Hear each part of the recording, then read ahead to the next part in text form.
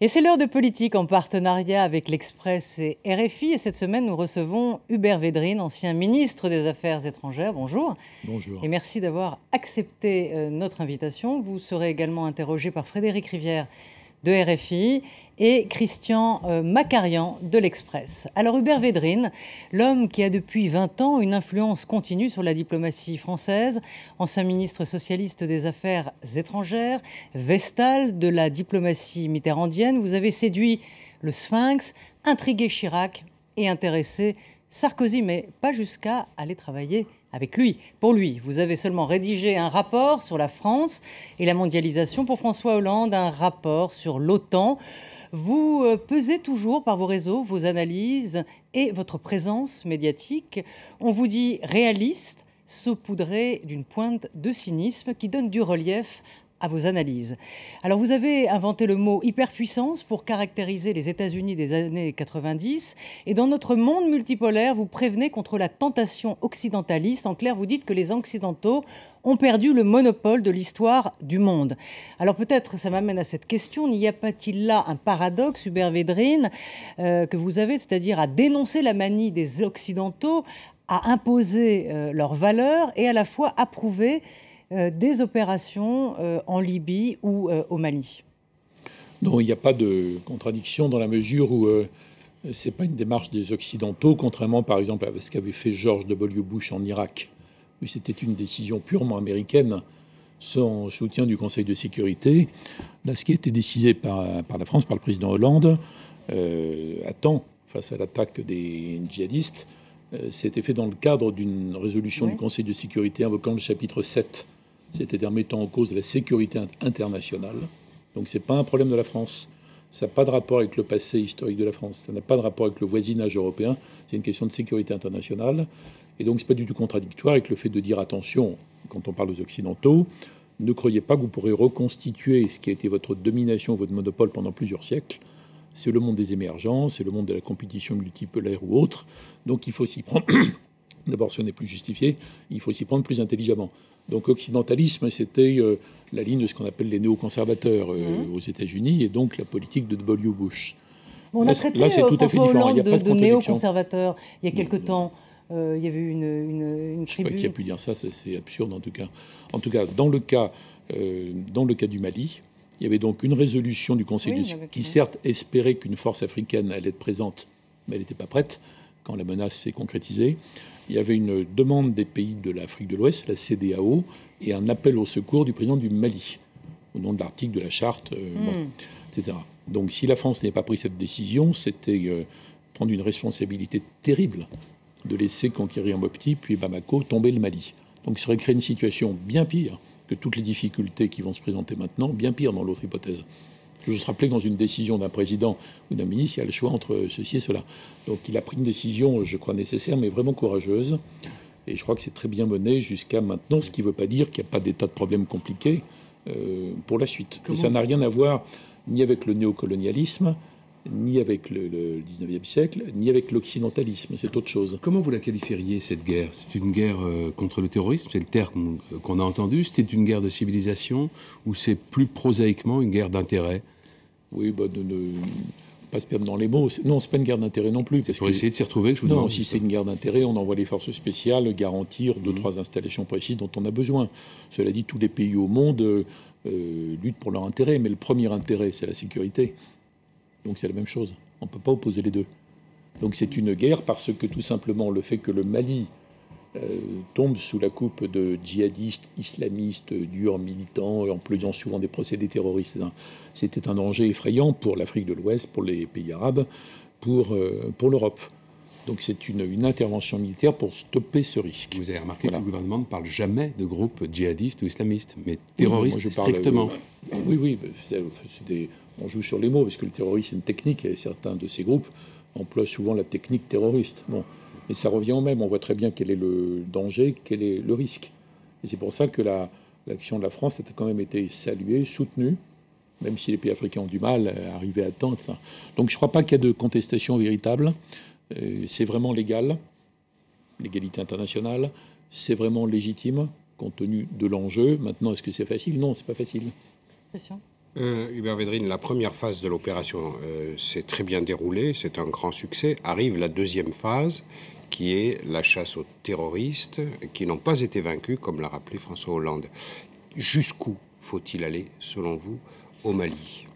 D'abord, je n'ai pas tous les éléments pour apprécier, et puis c'est une décision au jour le jour, heure par heure.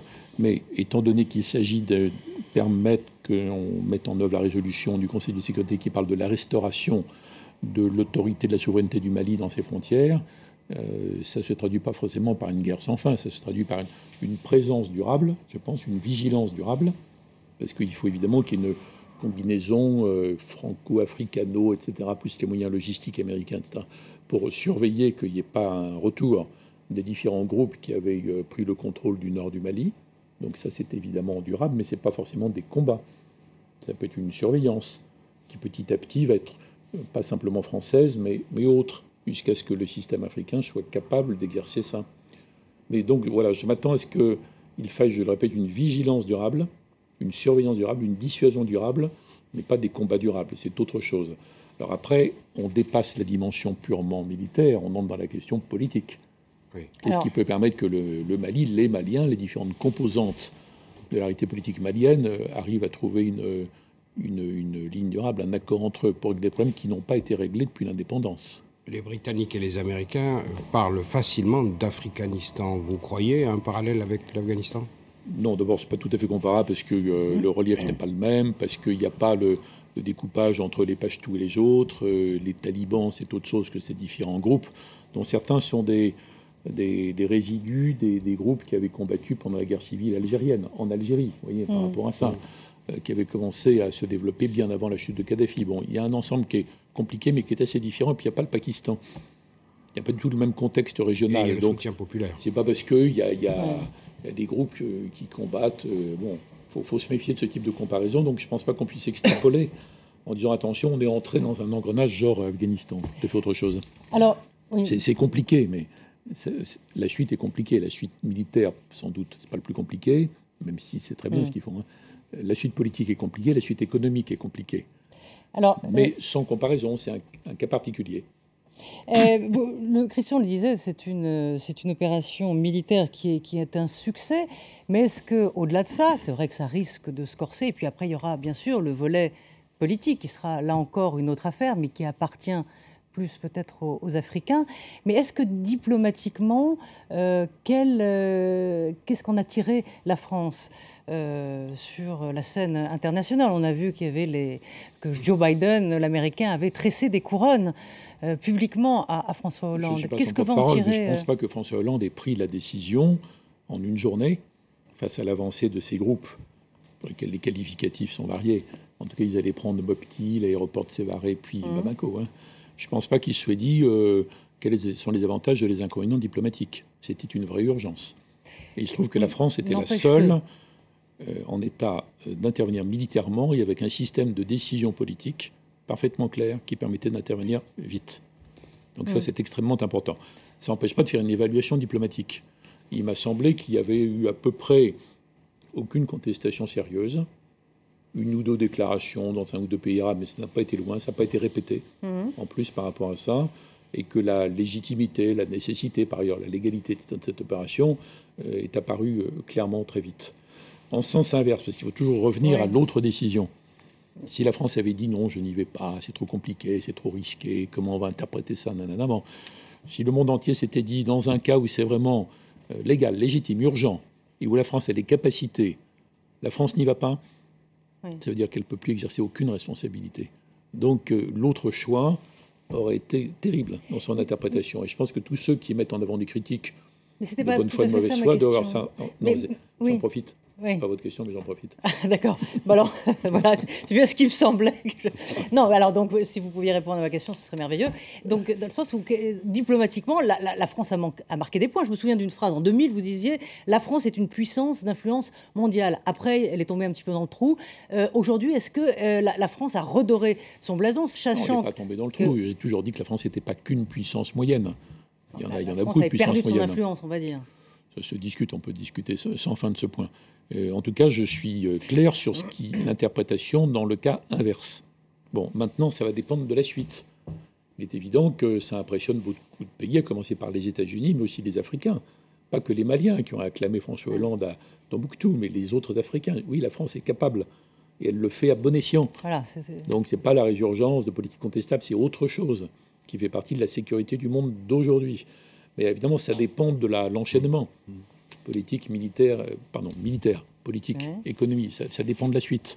Mais il est clair que ça montre que dans la situation européenne d'aujourd'hui, par exemple... Ça montre ses muscles. Oui, mais est-ce que ça veut dire l'impression que c'est assume la France-Afrique aujourd'hui, Bernard Védrine? Est-ce que c'est une manière d'assumer? Oui, mais ça a eu tellement de sens, la France-Afrique. Oui, mais... Alors, depuis longtemps, c'était présenté que sous l'angle Magouille. Magouille, valise et compagnie. Mais c'est aussi une zone d'influence. Et à l'origine, c'est Houphouët et Senghor, etc., qui demandent à De Gaulle de maintenir l'armée des bases en Afrique pour qu'il n'ait pas à mettre sur pied des armées qui allaient faire des putschs. Donc c'est complètement différent, la France-Afrique du tout début. Après, ça a pris une connotation. De toute façon, c'est terminé. On n'est pas dans la France-Afrique, à mon avis, c'est complètement... Les mécanismes de décision, les arguments, la façon dont ça se déroule, la réaction des opinions montrent que ce n'est pas la même chose. Mais là aussi, soulignons à cette occasion que c'est pas parce qu'il y a eu un passé compliqué, comme c'était le cas pour toutes les puissances européennes, toutes colonisatrices à un moment ou à un autre, c'est pas une raison pour que la France devienne le seul pays au monde qui n'aurait plus de politique africaine. Oui. Hein, et la Chine en a une, le Qatar en a, Israël en a, les États-Unis, le Brésil, l'Inde, tout le monde. Juste avant de donner la question... C'est autre chose. On est en train, je pense, d'inventer une nouvelle politique la française France en Afrique. parle différemment, effectivement, en Afrique. Et avant de donner la parole à Christian, est-ce que, dans le fond, François Hollande, pour qu'on ne l'accuse pas d'une guerre néocolonialiste, a dit dans son discours à Bamako que la France venait payer une dette de sang sur envers les fameux tireurs sénégalais, donc les tirailleurs maliens qui étaient dans cette... C'est évident qu'on a toujours... Est-ce que c'était pas une façon aussi de couper la polémique dans l'œuf? On a beaucoup trop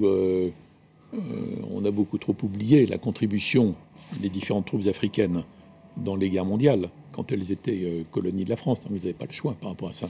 Donc je pense que c'est très important qu'un président français rappelle ça. C'est très important. Mais je pense que ça n'aurait pas été suffisant s'il n'y avait pas eu, encore une fois, l'identification d'une menace pour la sécurité internationale. Je répète, le Conseil de sécurité, la demande africaine, ça n'aurait pas suffi. Donc c'est un élément historique et éthique, en quelque sorte, très fort, qui s'ajoute à tous les arguments fondés que j'ai déjà rappelés. Mais, encore une fois, ça ne veut pas dire que la suite soit facile. Même si c'était infiniment légitime et nécessaire. Justement, pour sortir de la France-Afrique et pour éviter l'embourbement... Dans laquelle on n'est pas, là. Dans laquelle on n'est pas, mais pour qu'on n'en parle plus du tout, définitivement, il est prévu de passer le relais à des troupes africaines émanant de plusieurs pays. Est-ce que vous croyez à ce schéma qui met tout de même un certain temps à démarrer? Le Conseil de sécurité y croyait beaucoup, puisque quand il a voté la fameuse résolution dans le cadre de laquelle la France agit, c'était dans l'espoir qu'une force, une MISMA allait être mise sur pied. Mais évidemment, dans chacun de ces pays, les forces armées ne sont pas au niveau. Elles ne sont pas prêtes, elles ne sont pas formées, on ne sait pas ce que ça donne quand elles combattent, et il y a toujours à craindre le risque d'une dérive dans le combat. Mais c'est une occasion formidable pour l'Afrique de l'Ouest de mettre enfin sur pied une armée moderne, capable de combattre de façon correcte, sans dérive, vous voyez, toutes les dérives que ça accompagne. C'est une occasion. Donc je pense que l'événement malien va faire bouger les lignes. Et qu'on ne pourra pas dire simplement, les Africains, ils n'arrivent pas à avoir des armées, ou quand il y en a, elles font que du pillage et du viol.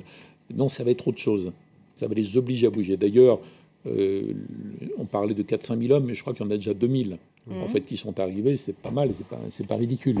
Donc je crois plutôt que... ça va faire bouger les choses dans ce sens, et que ça va obliger ces différents pays africains qui ont tous intérêt, en plus, à ce que le nord du Mali soit restabilisé, parce qu'ils sont plusieurs à avoir des problèmes de ce type. Alors, ça va faire bouger, je crois. Je suis d'un optimisme prudent, mais il faut évidemment que la France pousse, que les pays européens qui avaient promis au minimum de faire de l'encadrement soient là, et que tout le monde accélère son calendrier. On va parler de la Tunisie, si vous le voulez bien, avec une figure de l'opposition en Tunisie, Chokri Belaïd, qui a été assassiné en Tunisie. Est-ce que, d'après vous, c'est un tournant préoccupant? François Hollande, justement, il y a quelque temps, très, très récemment, tenu le discours sur l'exemple de la Tunisie en disant que c'était l'exemple du printemps arabe, la Tunisie. Vous savez, dans tous ces pays arabes, ce sont des révolutions. On pourrait même parler d'une sorte de réveil volcanique. Ce sont des peuples qui se sont remis en marche. Mais et donc il y a des phases. Ça va durer des années. Et au-delà de ça, on ne peut pas faire de pronostic tout à fait précis. C'est d'ailleurs différent d'un pays à l'autre. Mais dans l'ensemble des pays arabes, vous avez plusieurs forces qui sont en compétition pour le pouvoir politique et pour le pouvoir sur la société. Dans certains cas, des monarchies, pas partout, mais dans quelques cas. Dans certains cas, des tribus, par exemple, ça joue un rôle, pas en Tunisie, mais en Libye, par exemple. Dans certains cas, l'armée. C'est important en Égypte, c'est peut-être important en Tunisie, mais dans d'autres cas, ça compte beaucoup moins. Après, vous avez dans certains pays une société civile quand elle a eu le temps de se développer. C'est le cas en Tunisie, avec des partis politiques, des associations, notamment de femmes, qui ne vont pas se laisser comme ça priver des libertés conquises auparavant.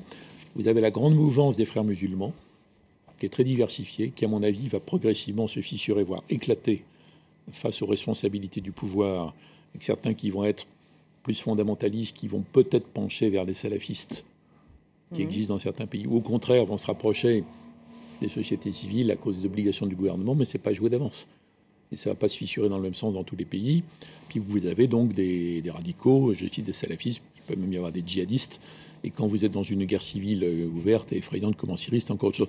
Donc ces différentes forces sont en lutte et vont être en lutte, même dans les pays où il ne se passe rien aujourd'hui, pendant des années. Et après, il faut voir au cas par cas. C'est différent d'un pays à l'autre.